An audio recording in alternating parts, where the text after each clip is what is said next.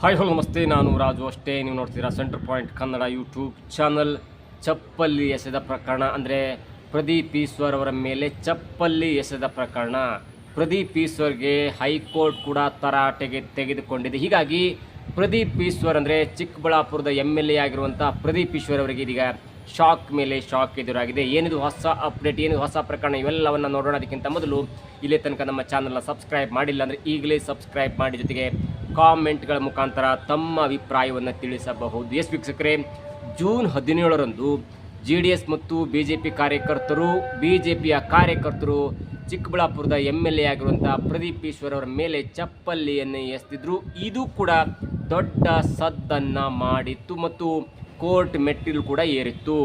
Congress MLA Pradeep Eshwar ಅವರ ವಿರುದ್ಧ ಘೋಷಣೆಯನ್ನು ಕೂಗಿ ಚಪ್ಪಲ್ಲಿ ಎಸೆದ ಪ್ರಕರಣಕ್ಕೆ ಸಂಬಂಧಪಟ್ಟಂತೆ 4 ವಿರುದ್ಧ ಕೇಸ್ಗೆ ಇದೀಗ ಹೈಕೋರ್ಟ್ ತಡೆಯಾಜ್ಞೆಯನ್ನು ನೀಡಿದೆ. MLAಗೆ ಅವಮಾನ ಆಗಿದ್ದರೆ ಮಾನನಷ್ಟ ಕೇಸನ್ನು ದಾಖಲಿಸಬಹುದಿತ್ತು. ಒಟ್ಟಾರೆಯಾಗಿ 800 ಜನರಲ್ಲಿ ಈ 4 ವಿರುದ್ಧ ಏಕೆ ನೀವು ಕೇಸನ್ನು ದಾಖಲಿಸಿದ್ರಿ, ಹೀಗಾಗಿ ನೀವು ಇದನ್ನು ತಡೆ ಹಿಡಿಯಬೇಕೆನ್ನುವಂಥ ಒಂದು ಆಜ್ಞೆಯನ್ನು ಹೈಕೋರ್ಟ್ ಕೊಟ್ಟಿದೆ. 800 ಜನರಲ್ಲಿ 4 ವಿರುದ್ಧ ಏಕೆ ಕೇಸನ್ನು ದಾಖಲು ಮಾಡಿದ್ರಿ ಎಂದು ಚಿಕ್ಕಬಳ್ಳಾಪುರ ಪೊಲೀಸರಿಗೆ ನ್ಯಾಯಮೂರ್ತಿ ಎಂ ನಾಗಪ್ರಸನ್ನ ಅವರ ಹೈಕೋರ್ಟ್ ಪೀಠ ಪ್ರಶ್ನೆಯನ್ನು ಮಾಡಿದೆ. ಜೊತೆಗೆ ಈ ಬಗ್ಗೆ ಪ್ರತಿಕ್ರಿಯೆಯನ್ನು ನೀಡಲಿಕ್ಕೆ ಮೋಹನ್ ರಾಜ್, ಅಕುಲ್ ರೆಡ್ಡಿ, TS ಮಹೇಂದ್ರ ಮತ್ತು TS ಪ್ರಕಾಶ್ ಅವರ ವಿರುದ್ಧ ಕೇಸ್ಗೆ ತಡೆಯಾಜ್ಞೆಯನ್ನು ಕೊಟ್ಟಿದೆ ಮತ್ತು ಅವರಿಂದ ಪ್ರತಿಕ್ರಿಯೆಯನ್ನು ಪಡೆದುಕೊಳ್ಳುವಂತೆ ನೋಟಿಸ್ ಕೂಡ ಕೊಟ್ಟಿದೆ ಹೈಕೋರ್ಟ್. ಹಾಗಾದರೆ ಜೂನ್ 27ರಂದು ನಡೆದಂಥ ಘಟನೆ ಏನಾಗಿತ್ತು, ಯಾಕೆ ಈ ಗಲಾಟೆ ಆಯಿತು, ಯಾಕೆ ಕೇಸ್ ಆಯಿತು, ಎಲ್ಲವನ್ನು ನೋಡ್ತಾ ಹೋದರೆ ಚಿಕ್ಕಬಳ್ಳಾಪುರದಲ್ಲಿ ಜೂನ್ 27ರಂದು ಕಾಂಗ್ರೆಸ್ MLA, ಚಿಕ್ಕಬಳ್ಳಾಪುರದ ಕಾಂಗ್ರೆಸ್ MLA ಆಗಿರುವಂಥ ಪ್ರದೀಪ್ ಈಶ್ವರ್ ಮತ್ತು JDS ಕಾರ್ಯಕರ್ತರ ನಡುವೆ ದೊಡ್ಡದಾದಂಥ ಗಲಾಟೆ ಕೂಡ ನಡೆದಿತ್ತು. ಕೆಂಪೇಗೌಡ ಜಯಂತಿಯಂದು ಜೂನ್ 27 ಕನ್ನಡ ಭವನದಲ್ಲಿ ದೊಡ್ಡ ಗಲಾಟೆ ನಡೆದಿತ್ತು. HD ಕುಮಾರಸ್ವಾಮಿ ಅವರ ಕುರಿತು ಪ್ರದೀಪ್ ಈಶ್ವರ್ ನೀಡಿದ ಹೇಳಿಕೆ ವಿರುದ್ಧವಾಗಿ ಸಿಡಿದಿದ್ದಂಥ JDS ಕಾರ್ಯಕರ್ತರು ಚಿಕ್ಕಬಳ್ಳಾಪುರದ ಕನ್ನಡ ಭವನದಲ್ಲಿ ನಡೆಯುತ್ತಿದ್ದಂಥ ನಾಡಪ್ರಭು ಕೆಂಪೇಗೌಡ ಜಯಂತಿಯ ಮಹೋತ್ಸವಕ್ಕೆ ನುಗ್ಗಿದ್ರು. ಪ್ರದೀಪ್ ಈಶ್ವರ್ ಅವರನ್ನು ವೇದಿಕೆಯಿಂದ ಕೆಳಗೆ ಇಳಿಸಬೇಕೆನ್ನುವಂಥ ಒಂದು ಘೋಷಣೆ ಕೂಗಿದ್ದು ಪ್ರಯತ್ನವನ್ನು ಕೂಡ ಮಾಡಿದ್ರು. ಗಲಾಟೆ ಕೂಡ ನಡೆದಿತ್ತು. ಆ ಬಳಿಕ ಸ್ವಾಮೀಜಿಯವರ ಮಧ್ಯ ಪ್ರವೇಶದಿಂದ, ಅಂದರೆ ಆ ನಾಡಪ್ರಭು ಕೆಂಪೇಗೌಡ ಅವರ ಜಯಂತಿಯಂದು ಒಂದು ಕಾರ್ಯಕ್ರಮ ಇತ್ತು. ಆ ಕಾರ್ಯಕ್ರಮದಲ್ಲಿ MLA ಇದ್ದರು, ಲೋಕಲ್ MLA ಇದ್ದರು ಮತ್ತು ಸ್ವಾಮೀಜಿ ಕೂಡ ಇದ್ದರು. JDS ಕಾರ್ಯಕರ್ತರು ಪ್ರದೀಪ್ ಈಶ್ವರ್ ಅವರ ವಿರುದ್ಧ ಘೋಷಣೆ ಕೂಗಿ ಕೆಳಗೆ ಇಳಿಯುವಂತೆ ಒಂದು ಘೋಷಣೆ ಕೂಗಿದ್ರು.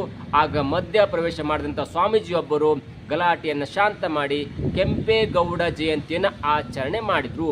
ಬಳಿಕ ಸ್ವಾಮೀಜಿಯವರ ಮಧ್ಯ ಪ್ರವೇಶದಿಂದ ಪರಿಸ್ಥಿತಿ ಕೂಡ ತಿಳಿಗೊಂಡಿತ್ತು.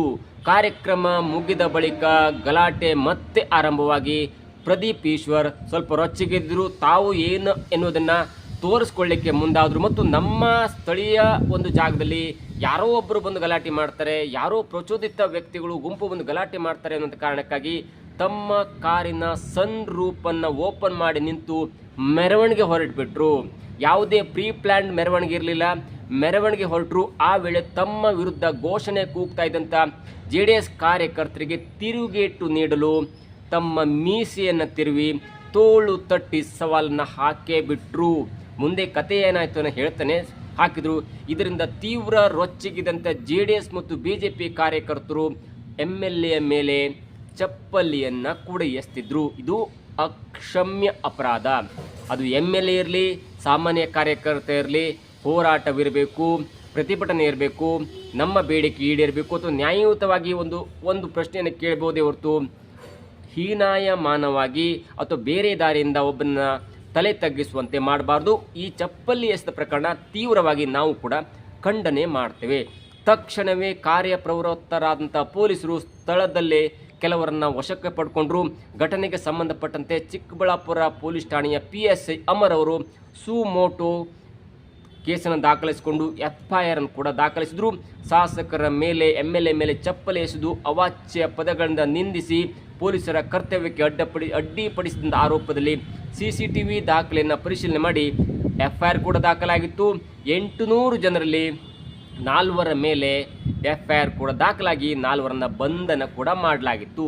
ಚಿಕ್ಕಬಳ್ಳಾಪುರ MLA ಆದಂಥ ಪ್ರದೀಪ್ ಈಶ್ವರ್ ಅವರು ಅದಾದ ನಂತರ ಬೇರೆ ಬೇರೆ ಹೇಳಿಕೆಯನ್ನು ಕೊಟ್ಟಿದ್ದರು. ಅದಾದ ನಂತರ ಈ ಕೇಸ್ ಕೋರ್ಟ್ ಕೂಡ ಮೆಟ್ಟಿಲೇರಿತು. ಕೋರ್ಟ್ನಲ್ಲಿ ವಾದ ವಿವಾದವನ್ನು ಆಲಿಸಿದಂಥ ನಾಗಪ್ರಸನ್ನ ಅವರ ಪೀಠ, ನೀವು 800 ಜನರಲ್ಲಿ ಯಾಕೆ 4 ಹಿಡಿದು ತಂದಿದ್ರಿ? ಒಂದು ಘಟನೆ ಆಗಬೇಕಂದ್ರೆ ಅಲ್ಲಿ 100 ಜನ ಇರ್ತಾರೆ. ಆ 800 ಜನರ ಪೈಕಿ ನೀವು ಹೇಳ್ತಾ ಇದ್ರಿ 800 ಜನ ಸೇರಿದ್ರು. ಆ 800 ಜನರು ಕೂಡ ನಮ್ಮ ಮೇಲೆ ಒಂದು ಘೋಷಣೆಗೆ ಹೋಗಿದ್ರು. 4 ನಮಗೆ ಸಿಕ್ಕಿದ್ರು, 4 ಅರೆಸ್ಟ್ ಮಾಡಿದ್ದೀವಿ ಎನ್ನುವಂಥ CCTV ಒಂದು ಫೂಟೇಜನ್ನು ಆಧರಿಸಿ 4 ಬಂಧನ ಮಾಡಿ FIR ದಾಖಲಿಸಿದ್ರಲ್ಲ, ಈ 4 ಮೇಲೆ ಯಾಕೆ ನೀವು ಕೇಸನ್ನು ದಾಖಲಿಸಿದ್ರಿ? 800 ಜನರಿರುವಾಗ ಕೇವಲ 4 ಮೇಲೆ ಯಾಕೆ ನೀವು ಕೇಸನ್ನು ದಾಖಲಿಸಿದ್ರಿ? ನಿಮಗೆ ಒಂದು ವೇಳೆ ಮಾನನಷ್ಟ ಆಗಿದ್ರೆ, ನಿಮಗೆ ಒಂದು ವೇಳೆ ಬೇಜಾರಾಗಿದ್ರೆ ಆ ವ್ಯಕ್ತಿಗಳ ಮೇಲೆ ಮಾನನಷ್ಟ ಮೊಕದ್ದಮೆಯನ್ನು ಹೂಡಬೇಕಿತ್ತೇ ಹೊರತು FIR ದಾಖಲಿಸುವಂಥ ಒಂದು ಗೋಜಿಗೆ ಹೋಗಬಾರ್ದಿತ್ತು ಪೊಲೀಸರು ಎನ್ನುವಂಥ ನೋಟಿಸನ್ನು ಕೊಟ್ಟು ಇದೀಗ FIRಗೆ ತಡೆಯಾಜ್ಞೆಯನ್ನು ನೀಡಿದ್ದಾರೆ. ಅದಾದ ನಂತರ ಇದು ಜೂನ್ 27ಕ್ಕೆ ಆದಂಥ ಪ್ರಕರಣ. ಜೂನ್ 29ರಂದು ನೋಡಿ, ಈ ಚಪ್ಪಲಿ ಎಸೆದ ಪ್ರಕರಣ ಆದ ನಂತರ ಇದು ಪೊಲಿಟಿಕಲ್ ಆ್ಯಂಗಲ್ನ ತೆಗೆದುಕೊಳ್ತೀವಿ ಮತ್ತು ಬಿಡದಿಯ ಹೋರಾಟಕ್ಕೆ ಒಂದು ಕಿಚ್ಚನ್ನು ಕೂಡ ಎಬ್ಬಿಸುತ್ತೆ. ಜೊತೆ ಅದು JDS ಪರವಾಗಿರುತ್ತೆ. ಹೀಗಾಗಿ ಕಾಂಗ್ರೆಸ್ಗೆ ಕೂಡ ಒಂದು ಸ್ವಲ್ಪ ಅವಮಾನ ಆಗುತ್ತೆ, ಕಾಂಗ್ರೆಸ್ಗೆ ಹಿನ್ನಡೆ ಆಗುತ್ತೆ. ಇದೇ ಒಂದು ಈ ಚಪ್ಪಲಿ ಎಸೆದ ಪ್ರಕರಣದ ನಂತರ ದೊಡ್ಡದಾಗಿ ತೋಳು ತಟ್ಟಿ ಅದಾದ ನಂತರ ಚಪ್ಪಲಿ ಎಸೆದ ಪ್ರಕರಣ ನಂತರ OBC ನಾಯಕರ ನೀವು ಬೈತೀರಿ, OBC ನಾಯಕರ ಹಿಮ್ಮೆಟ್ಟಿಸ್ತೀರಿ. ಕುಮಾರಸ್ವಾಮಿಯವರು ನಿಮಗೆ ತಾಕತ್ತಿದ್ರೆ ಚಿಕ್ಕಬಳ್ಳಾಪುರಕ್ಕೆ ಬಂದು ನನ್ನ ವಿರುದ್ಧ ನಿಂತು ಗೆಲ್ಲಿ ಎನ್ನುವಂಥ ಹೇಳಿಕೆ ಇದೆಯಲ್ಲ, ಅದು ಒಂದು ಕಡೆ JDS ಕಾರ್ಯಕರ್ತರನ್ನ ಮತ್ತೆ ರೊಚ್ಚಿಗೆಬ್ಸುತ್ತೆ, ಬಿಡದಿ ಹೋರಾಟವನ್ನು ಮತ್ತೆ ರೊಚ್ಚಿಗೆಬ್ಸುತ್ತೆ. ಇದು ಕಾಂಗ್ರೆಸ್ಗೆ ಹಿನ್ನಡೆಯಾಗುತ್ತೆ. ಅದಾದ ನಂತರ ಜೂನ್ 29 DK ಶಿವಕುಮಾರ್, ಮಾನ್ಯ ಮುಖ್ಯಮಂತ್ರಿಗಳಾದಂಥ DK ಶಿವಕುಮಾರ್ ಅವರು ನೇರವಾಗಿ ಪ್ರದೀಪ್ ಈಶ್ವರ್ ಅವರಿಗೆ ಫೋನ್ ಮಾಡಿ ಬೈದಿದ್ದಾರೆ ಎನ್ನುವಂಥ ಮಾತು ಕೂಡ ಕೇಳಿ ಬಂದಿತ್ತು. ಹೈಕಮಾಂಡ್ಗೆ ರಿಪೋರ್ಟನ್ನು ತಲುಪಿಸುವಂಥ ಹಂತಕ್ಕೆ ಪ್ರದೀಪ್ ಈಶ್ವರ್ ಅವರು ಹೋಗಿದ್ರು. ಆದರೆ DK ಶಿವಕುಮಾರ್ ಇದನ್ನು ತಿಳ್ಕೊಂಡಂಥ DK ಶಿವಕುಮಾರ್ ಅವರು ನೇರವಾಗಿ ಪ್ರದೀಪ್ ಈಶ್ವರ್ಗೆ ಫೋನ್ ಮಾಡಿ, ಇದು ಓಕೆ, ಚಪ್ಪಲಿ ಎಸೆದ ಪ್ರಕರಣ ಆಗಬಾರ್ದು, ತಪ್ಪು, ಆದರೆ ನೀವು ಕೂಡ ಇಂಥ ಏಕವಚನದ ಹೇಳಿಕೆಯನ್ನು ನೀಡಬಾರ್ದು, ಇಂಥ ಪ್ರಚೋದನಕಾರಿ ಅಥವಾ ಕಾನೂನು ಭಂಗವಾಗುವಂಥ ಹೇಳಿಕೆಯನ್ನು ನೀಡಬಾರ್ದು ಎನ್ನುವಂಥ ತರಾಟೆಗೆ ತೆಗೆದುಕೊಂಡಿದ್ರು. ಅದಾದ ಅರ್ಧ ಗಂಟೆ ಒಳಗಾಗಿ ಮತ್ತೆ ಫೋನ್ ಇಟ್ಟಂಥ ಪ್ರದೀಪ್ ಈಶ್ವರ್ ಅವರು ನೇರವಾಗಿ ಜೂನ್ 29 ಅಂದರೆ DK ಶಿವಕುಮಾರ್ ಅವರು ಫೋನ್ ಮಾಡಿದ ಅರ್ಧ ಗಂಟೆ ಒಳಗಾಗಿ DK ಶಿವಕುಮಾರ್ ಅವರ ಸದಾಶಿವನಗರಕ್ಕೆ ಬಂದು ಭೇಟಿ ಮಾಡಿ ಕೆಲವೊಂದು ಮಾತುಕತೆಯನ್ನು ಆಡಿದ್ರು. ಆದರೂ ಕೂಡ ಅವರಿಗೆಲ್ಲೋ ಒಂಥರ ಸಮಾಧಾನ ಆಗಿಲ್ಲ. ಎಲ್ಲೋ ಒಂದು ಕಡೆ ಪಕ್ಷ ನನ್ನನ್ನು ಕಟ್ಟಾಕಲಿಕ್ಕೆ ಪ್ರಯತ್ನ ಪಡ್ತಿದೆ, ನನ್ನ ತಾಯಿಯನ್ನು ಅವಮಾನ ಮಾಡಿದ್ರು, ನನ್ನ ಕುಟುಂಬವನ್ನು ಅವಮಾನ ಮಾಡಿದ್ರು ಎನ್ನುವಂಥ ಒಂದು ಆ್ಯಂಗಲ್ನಲ್ಲಿ ಸಿದ್ದರಾಮಯ್ಯನವ್ರನ್ನ ಮೀಟ್ ಮಾಡಿದ್ರು. ಸಿದ್ದರಾಮಯ್ಯನವ್ರು ಮೀಟ್ ಮಾಡಿದಾಗ ಸಿದ್ದರಾಮಯ್ಯನವರು ಚಿಕ್ಕಬಳ್ಳಾಪುರದ SP ಅವರಿಗೆ ಫೋನ್ ಮಾಡಿದ್ರು, ಹಾಗೆ ಮಾಡಿದ್ರು, ಎಲ್ಲವೂ ಕೂಡ ಹೌದು. ಅದಾದ ನಂತರ ಟ್ವೀಟ್ ಕೂಡ ಮಾಡ್ತಾರೆ ಸಿದ್ದರಾಮಯ್ಯನವರು. ಅದೇನೆಂದರೆ, ಚಿಕ್ಕಬಳ್ಳಾಪುರ MLA ಆಗಿರುವಂಥ ಪ್ರದೀಪ್ ಈಶ್ವರ್ ಅವರು ಇಂದು ನನ್ನನ್ನು ಭೇಟಿ ಮಾಡಿ, ಆ ಪ್ರಕರಣ ಆಗಿದ್ದು ಜೂನ್ 27, DK ಶಿವಕುಮಾರ್ ಅವರನ್ನು ಮೀಟ್ ಮಾಡಿದ್ದು ಜೂನ್ 29, 30ಕ್ಕೆ ಇದೇ MLA ಸಿದ್ದರಾಮಯ್ಯನವ್ರನ್ನ ಮೀಟ್ ಮಾಡ್ತಾರೆ. ಮೀಟ್ ಮಾಡಿದ ನಂತರ ಸಿದ್ದರಾಮಯ್ಯನವರು ಸಾಂತ್ವನವಾಗಿ ಧೈರ್ಯ ಹೇಳುವಂಥ ಪ್ರಕ್ರಿಯೆಯನ್ನು ಮಾಡಿಕೊಂಡು ಅದಾದ ನಂತರ ಒಂದು ಧೈರ್ಯವಾಗಿ ಟ್ವೀಟನ್ನು ಕೂಡ ಮಾಡ್ತಾರೆ. ಚಿಕ್ಕಬಳ್ಳಾಪುರದ MLA ಪ್ರದೀಪ್ ಈಶ್ವರ್ ಅವರು ಇಂದು ನನ್ನನ್ನು ಭೇಟಿ ಮಾಡಿ ಕೆಂಪೇಗೌಡ ಜಯಂತಿಯಂದು ಆ ಆಚರಣೆಯ ವೇಳೆ BJP ಮತ್ತು JDS ಕಾರ್ಯಕರ್ತರು ತಮ್ಮ ಮೇಲೆ ಚಪ್ಪಲಿ ಎಸೆದು ತಮ್ಮ ಕುಟುಂಬದವರು ನಿಂದಿಸಿದ್ದು ಸೇರಿದಂತೆ ಅಂದು ನಡೆದ ಘಟನಾವಳಿಯನ್ನು ವಿವರಿಸಿ ನೋವನ್ನು ಹಂಚಿಕೊಂಡ್ರು. ಪ್ರದೀಪ್ ಈಶ್ವರ್ ಅವರು ಸಿದ್ದರಾಮಯ್ಯನವ್ರ ಜೊತೆ ರಾಜಕಾರಣದಲ್ಲಿ ಇಂಥ ಘಟನೆಗಳು ಸಾಮಾನ್ಯವಾಗಿದ್ದು ಇಲ್ಲೇ ಇದ್ದು ಇಂಥದ್ದನ್ನು ಎದುರಿಸಬೇಕು, ಇದರಿಂದ ಧೃತಿಗೆಡಬೇಡಿ, ನಿಮ್ಮೊಂದಿಗೆ ನಾವಿದ್ದೇವೆ ಎನ್ನುವಂಥ ಧೈರ್ಯವನ್ನು ಕೂಡ ತುಂಬಿದ್ರು ಸಿದ್ದರಾಮಯ್ಯನವರು ಎನ್ನುವಂಥ ಹೇಳಿಕೆಯನ್ನು ಬಿಡುಗಡೆ ಮಾಡಿದರು. ಈ ವೇಳೆ ಗೃಹ ಸಚಿವರಾದಂಥ ಪ್ರಿಯಾಂಕ್ ಖರ್ಗೆ ಅವರಿಗೂ ದೂರವಾಣಿ ಕರೆ ಮಾಡಿ ಘಟನೆ ಬಗ್ಗೆ ಸೂಕ್ತ ತನಿಖೆ ನಡೆಸುವಂತೆ ಪೊಲೀಸರ ಸಮ್ಮುಖದಲ್ಲಿ ಆಡಳಿತ ಪಕ್ಷದ MLAಗೆ ಈ ರೀತಿ ಆಗಿರುವುದು ಅಕ್ಷಮ್ಯ, ಸಂಬಂಧಪಟ್ಟ ಅಧಿಕಾರಿ ವಿರುದ್ಧ ಅಗತ್ಯ ಕ್ರಮ ಜರುಗಿಸಬೇಕೆಂದು ತಿಳಿಸಿದ್ದೇನೆ. ನಗರಾಭಿವೃದ್ಧಿ ಸಚಿವರಾದಂಥ ಡಾಕ್ಟರ್ ಯತೀಂದ್ರ ಸಿದ್ದರಾಮಯ್ಯ, ಮಾಜಿ ಸಚಿವರಾದಂಥ ಮಧು ಬಂಗಾರಪ್ಪ ಅವರು ಈ ವೇಳೆ ಉಪಸ್ಥಿತರಿದ್ದರು. ಒಬ್ಬ MLA ಬಂದುಕೊಂಡು ತಮ್ಮ ನೋವನ್ನು ತೋಡ್ಕೊಂಡಾಗ ಮಾಜಿ ಮುಖ್ಯಮಂತ್ರಿಗಳು ಹೀಗೆ ಮಾತಾಡುವುದು ಸಹಜ.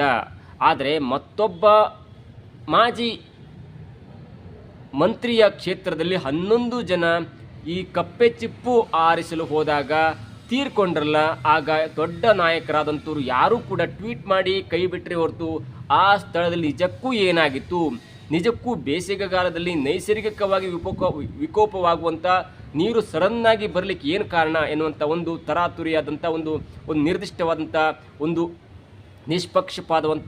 ಪಾತವಾದಂಥ ತನಿಖೆಗೆ ಯಾರೂ ಕೂಡ ಸರ್ಕಾರದ ವತಿಯಿಂದ ಮುಂದೆ ಹೋಗಲೇ ಇಲ್ಲ. 11 ಜನರು ನೀರು ಪಾಲಾಗಿ ಸತ್ರು, ಅವರಿಗೆ ಪರಿಹಾರ ಕೂಡ ಸಿಕ್ತೇ ಹೊರತು ಅಲ್ಲಿ ನಿಜಕ್ಕೂ ಸಾವಿಗೆ ಏನು ಕಾರಣ ಎನ್ನುವ ಒಂದು ತನಿಖೆ ಮಾಡಲಿಲ್ಲ. ಆದರೆ ಪ್ರದೀಪ್ ಈಶ್ವರ್ ಅಂತವರು ಅಥವಾ ಬೇರೆ ಅಂಥವರಿಗೆ ಅವಮಾನ ಆದಾಗ ಅಥವಾ ಆ MLAಗಳಿಗೆ ಅವಮಾನ ಆದಾಗ ಮಾಜಿ ಮುಖ್ಯಮಂತ್ರಿಗೂ ಈ ಥರ ಒಂದು ತಮ್ಮ ಕರ್ಟೆಸನ್ನು ತೋರಿಸ್ತಾರೆ. ಇದು ಒಟ್ಟಾರೆ ಸಾರಾಂಶ. ಇದೀಗ ಶಾಕ್ ಮೇಲೆ ಶಾಕ್ ಆಗಿದೆ. ಒಂದು ಕಡೆ DK ಶಿವಕುಮಾರ್ ಅವರು ಪ್ರದೀಪ್ ಈಶ್ವರ್ ಅವರಿಗೆ ಮಾತಾಡಬಾರ್ದು ಎನ್ನುವಂಥ ಶಾಕನ್ನು ಕೊಟ್ಟರೆ, ಮತ್ತೊಂದು ಕಡೆ ಚಪ್ಪಲಿ ಎಸೆದ ಪ್ರಕರಣಕ್ಕೆ FIR ದಾಖಲಾದರೂ ಕೂಡ ಕೋರ್ಟ್ ಕೂಡ ಯಾಕೆ FIR ಅನ್ನು ದಾಖಲಿಸಿದ್ರಿ, ಇದು ತಪ್ಪು, ಇದು ತಡೆ ಹಿಡಿಯಬೇಕು ಮತ್ತು ನಿಮಗೆ ಅವಮಾನ ಆಗಿದ್ರೆ ಮಾನಷ್ಟ ಮೊಕದ್ದಮೆಯನ್ನು ದಾಖಲಿಸಿ ಅನ್ನುವಂಥ ಹೇಳಿಕೆಯನ್ನು ಕೊಟ್ಟು ಇದೀಗ ಪ್ರದೀಪ್ ಈಶ್ವರ್ ಅವರಿಗೆ ಶಾಕ್ ಮೇಲೆ ಶಾಕ್ ಕೊಟ್ಟಿದೆ ಹೈಕೋರ್ಟ್. ನೋಡಬೇಕು ಮುಂದೆ ಏನಾಗುತ್ತೆ, ಎಲ್ಲವೂ ಕೂಡ ಕಾದು ನೋಡಬೇಕಿದೆ. ಇದಾಗಿತ್ತು ಇವತ್ತಿನ ವಿಶೇಷ. ನೋಡ್ತಾರೆ centre point Kannada YouTube channel.